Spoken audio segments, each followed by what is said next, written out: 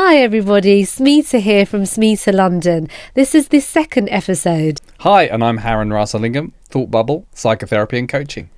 And thank you so much, Luna Microcare, for sponsoring this podcast. Absolutely. So what I wanted to tackle with you on this second episode was perfectionism in beauty standards, really, I suppose. Right. Because that's a big area where we cross over. I wanted to ask you first, how do you actually manage unrealistic expectations of your clients? For me, I think it's about being honest and transparent to your clients, because I do get a lot of clients who are a bit unrealistic. They haven't done anything to their skin, not even moisturizer, and then suddenly they want to look 10 years younger. So you just have to be transparent. And so what I always say to them is that, first of all, you've got to have a good skincare routine, and then also have treatments in combination with the skincare that they're using. But when I get asked questions like, how many do I need? I just find that really difficult to answer, because if somebody comes with a scar, for example, and they want it removed, then you can give a number of sessions that will hopefully you'll see a reduction in the scar, or you'll see a complete removal of that scar. But if somebody's aging, you're fighting the aging battle all the time, right? So every time you improve the skin, you know that the skin is going to be aging. So you're constantly having to keep up with it. And it's the same with body image. And I'm sure you find that as well with your clients. You have to do more as you get older. That's even with dementia, I suppose. You've got to keep learning, because if you don't keep your brain ticking, you're going to get dementia. What I would say is that I think I try to get the client to be realistic, and I do explain to them, listen, we are fighting the aging process, so it's maintenance. And if you think that you're going to have 5 sessions and your skin's going to be wonderful, it will be wonderful for a while, but this is a journey, and either you come on the journey with me or you don't. That's really how I say it. So if it's a one-off thing, removing some kind of scar or blemish, that's different to the typical thing, which is ongoing maintenance. Because I'm a facialist, most of the clients, they're concerned with aging, or if they're concerned with pigmentation. I also have to say the same thing. In terms of pigmentation, we can remove it, and to the naked eye it can look great, but that pigmentation is there underneath the surface of the skin, and as soon as you go back into the sun, that pigmentation is going to come up again. So what you need to do is make sure that you're always wearing sun protection, you're always using an antioxidant, or whatever the ingredients they need, they should be using it, so that it's preventative. So there's always work to be done. Yes. So tell me about how do you see beauty standards as a psychotherapist? It's a great question, because I think it's a big worry. Psychologically speaking, I think beauty standards, not that it's necessarily new, because I think all through history you can see people being concerned about looking beautiful. Yeah. What I think is different now is the amount of pressure seems to be more because of social media and the exposure to many, many more people. I think there was a time in the past where you would only really need to compare yourself with people around you in the same town or whatever, and then maybe a few Hollywood stars on the TV.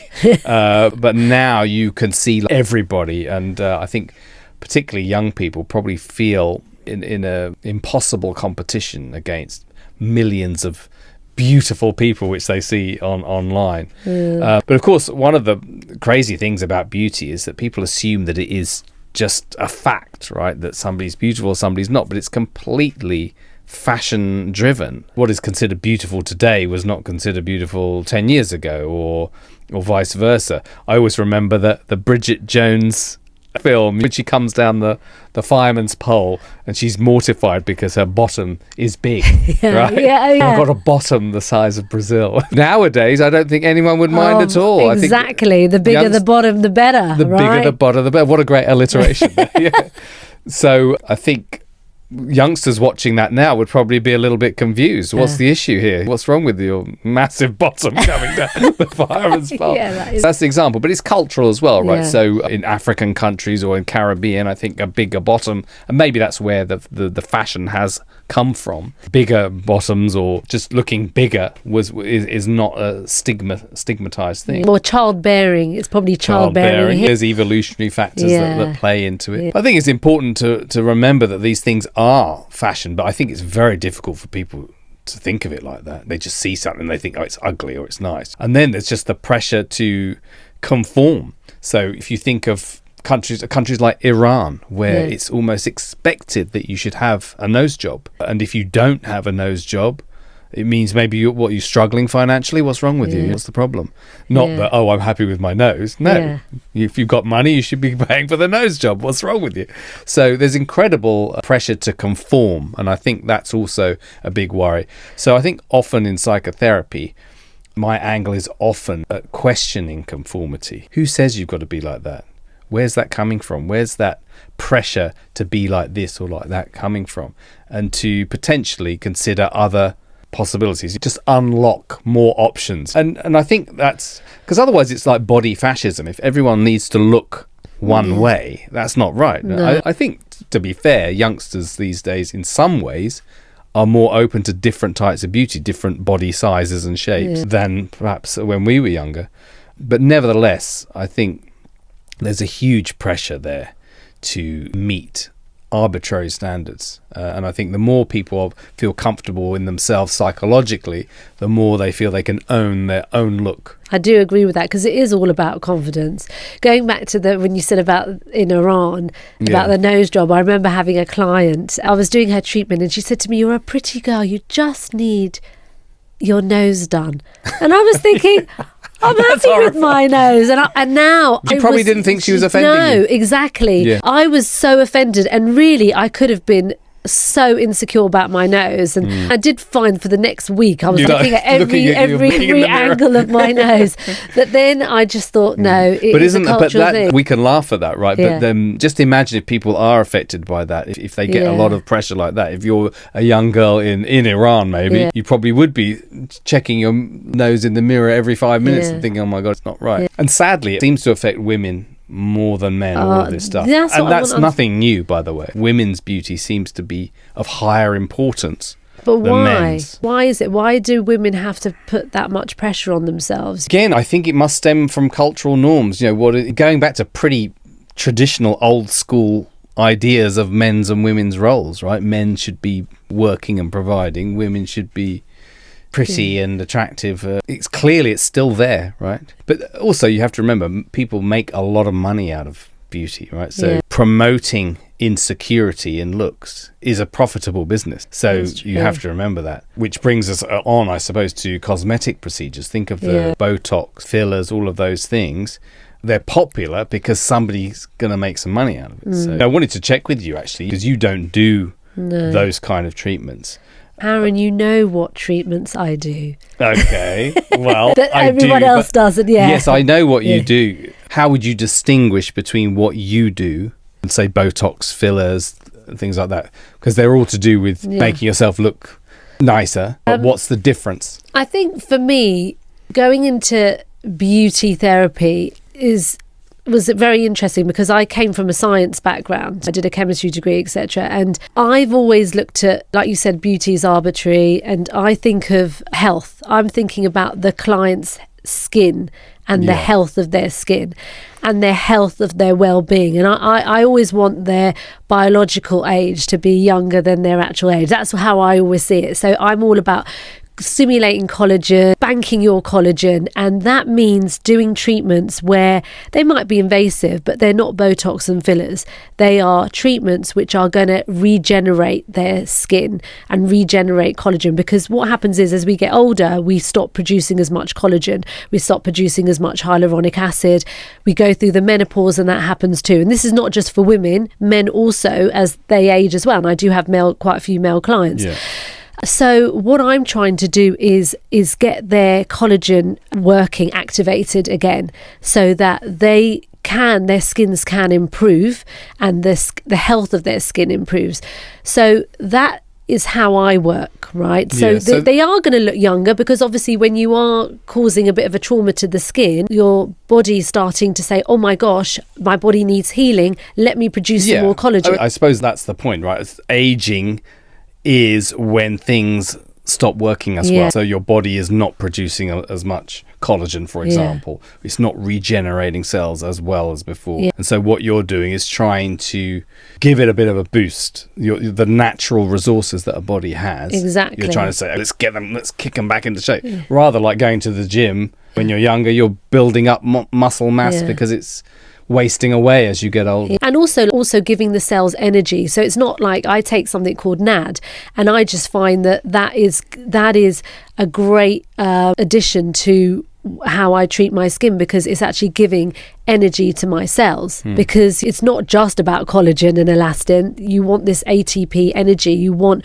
all your cells to be activated. So that's what I do, and I really do think that's where I'm different. And also with all my treatments, I like to give a bit of massage to the client to make sure that their stress levels are lower, to really bring down those cortisol levels. So that again is really, I'm always thinking about my client like she was me, or he was you, or do you know what I mean? As a friend, as someone I care for, and that I'm always doing the best for them, and the treatment is always going to be effective. And I'm not saying that there is a place for Botox and fillers. I'm not saying that, but I don't do them. And that's just not where my interests are.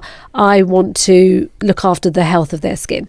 So that's really interesting, because it's really about skin health, isn't it, ultimately, that you're doing, whereas you could argue that Botox and fillers are superficially making somebody look younger, maybe because there's fewer wrinkles, but it's not really health, really, if you're injecting I don't know what it is they put into the well, there's hyaluronic acid, but it's the form of hyaluronic acid that will go into too much detail. For me, it's just doesn't work for me. So and if they want to have Botox, they could use some of these patches instead of Botox. These patches are really, really good, because they work like little needles in the skin, so it's a bit like microneedling. And so that is stimulating collagen, exactly. And so they've got Luna Microcare have got lots of different patches, some for lines under their eyes, some for forehead lines, dark circles, and people could use those every night and see a difference as well. So that's something I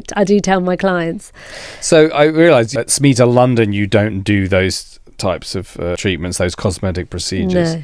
Do your clients appreciate that? Is that something that they come to you for, that you're doing sort of natural treatments on them? Is that something that they specifically come to you for?